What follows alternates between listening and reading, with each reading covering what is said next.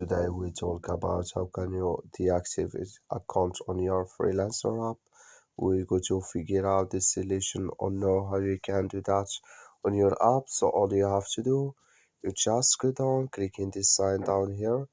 So when you click on it here, it's going to take you to your profile here. Then all you have to do, you just click here on settings.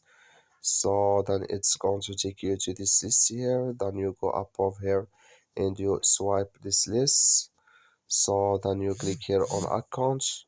When you click here on accounts here, so it's going to take you to this list. Then you go down here and you come here to the active account, click on it.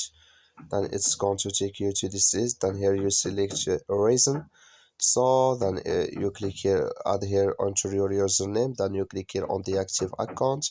Then it's going to deactivate with you.